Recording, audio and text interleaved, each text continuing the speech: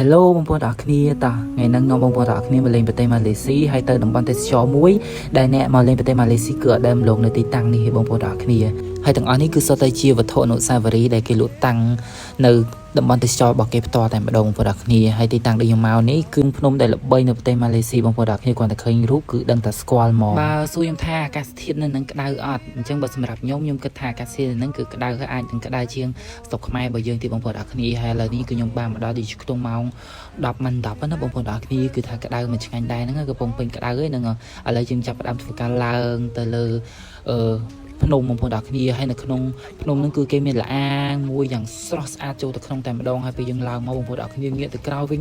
ឃើញទេសភាពស្អាតខ្លាំងមែនតែម្ដងទីតាំងនេះគឺជាទីតាំងដែលពិសេសមួយសម្រាប់ភ្ញៀវទេសចរភាគច្រើនគឺគាត់អាចរំលងទេហើយទៅបានចូលបងប្អូនអើយគឺថាមានភ្ញៀវទេសចរគ្រប់ជាតិសាសន៍តែម្ដងច្រើនមែនតែហើយឥឡូវនេះខ្ញុំបានមកដល់ខាងលើហើយបងប្អូនទាំងអស់គ្នាគឺថាទេសភាពស្អាតខ្លាំងមែនតែគាត់ថា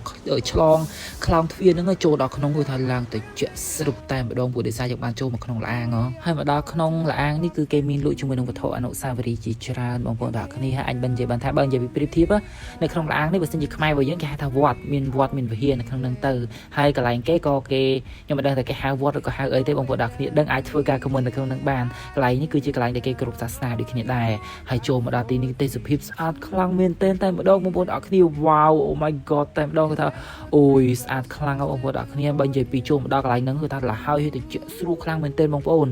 អូយខ្ញុំស្រឡាញ់ background ហ្នឹងខ្លាំងមែនតែម្ដងគាត់ថាអូយស្អាតមែនតែហ្មងហើយទីតាំងនេះគឺខ្ញុំមកលើកទី2ទាំងលើកហ្នឹងហើយបងប្អូនទាំងគ្នាគាត់ថាលើកទី1យើងបានចូលមកដល់ក្នុងហើយលើកទី2យើងបានចូលមកដល់ក្នុងគាត់ថាអូយអត់ស្ដាយកម្លាំងឯងបងប្អូនទាំងគ្នាអញ្ចឹងអ្នកដែលគាត់មកប្រទេសម៉ាឡេស៊ីកុំភ្លេចមកទីតាំងហ្នឹងណាអរគុណ